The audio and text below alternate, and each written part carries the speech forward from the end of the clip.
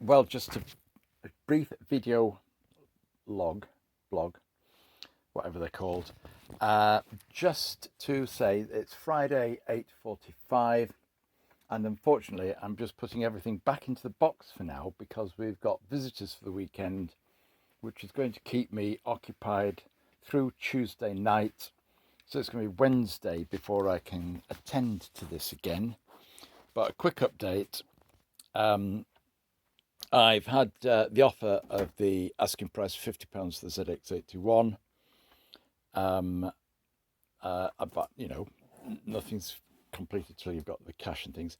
The 128K, again, I've had somebody who's offered 150 if it can be demonstrated working and includes the power supply. And I've not been able to find a video lead to plug it into TV. And I've got a little video coming up with the Opus and the other Spectrum. That Spectrum there and the Opus down there, which I'll tag onto this one. So that's the situation. So quite a lot of interest. I've sold a few things on Marketplace. I mean, I have actually sold them, but there's been more interest in this. Milk arrived. So, sorry, I won't keep you. You've got better things to do. So this isn't a video for the general public particularly. It's one for those who have shown an interest in my old Spectrum kit. There's a bit of wire. And somewhere I've got a bag of wires, and I may be lucky enough when I get to that bag of wires and tip it all out to find the 8-pin DIN RGB lead for the 128K, and I'll be able to fire that up and get that going. I did find out that 128K doesn't work with the basic Opus 1 by reading up on these things. So there we are. Just as way of apology, if you see this anytime between Friday the 20th of August 2021 and before Wednesday morning, so that's if you come across it, just to explain a little bit of why you're not getting responses on the state of play. But just a little reminder that everything in this box in the previous video and everything in that box there, apart from the QL stuff, for £400, which is about £150 less than the current asking price for these things, which you know, would mean you've got, I think, something worth thinking about. Somebody asked me about my QL. Well, if it's anywhere, it's at the back under there. Now, some of those are empty boxes, some of those have got railway things in, but I've got a few aircrafty type things, which I'm not going to be flying anymore. I mentioned in a previous video that I'm getting on a bit, so I've got a few model gliders and aircraft to sell, and I'm not going to be able to dig down to even look if I've still got the QL until I've managed to sell a few other things. So don't hold your breath for that one. Just going to have to hang on until I can get myself sorted out and get one at a time, maybe, or two or three at a time, pulled out, photographed and sold. As you can see, there's a few bits and pieces that need sorting through, but there we go. You know, it's all a bit of a process, isn't it? All a bit of a process. Might be a few 00 gauge locos as well. Right, I'm doing a video.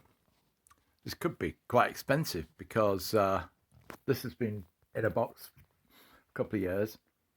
The things that I may well move on if I get somebody who's interested in buying them, or they might go back in the box. But people are asking, does it work? Well, I don't know. I've honestly, I've not tried this. So if you see a lot of smoke rising, at least I've got a video of lots of smoke rising. Switch on. And That says 1982 Sinclair Research Limited. It's not the clearest of picture on this, but it looks like okay. Oh look, I don't know how to use it. But I've just typed something in and it's come up there. So the signal to the monitor is not the clearest. That doesn't mean to say the signal out of this is any good. It means that my wire that I've just plugged in. But the good news is this thing hasn't blown up.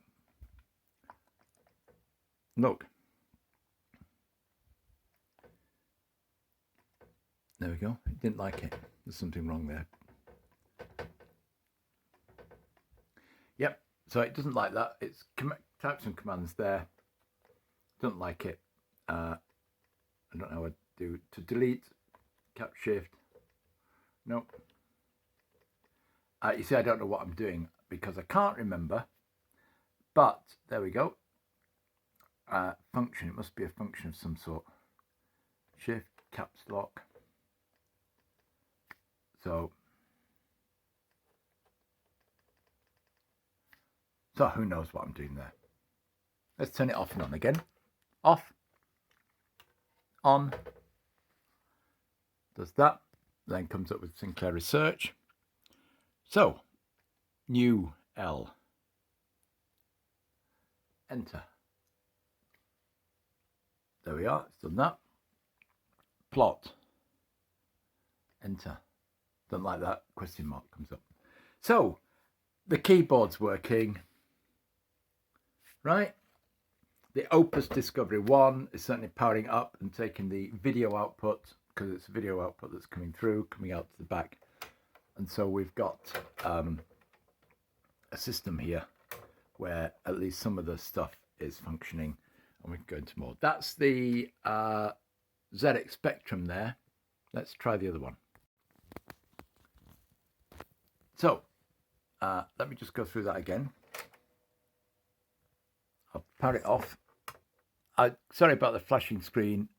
I'm not quite sure what caused that fault. If you know, please message me. Right, so disk in to the Opus Discovery 1. I type run, enter. That's reading a disk, I can hear that. M1 loading. G, disk IO error 25.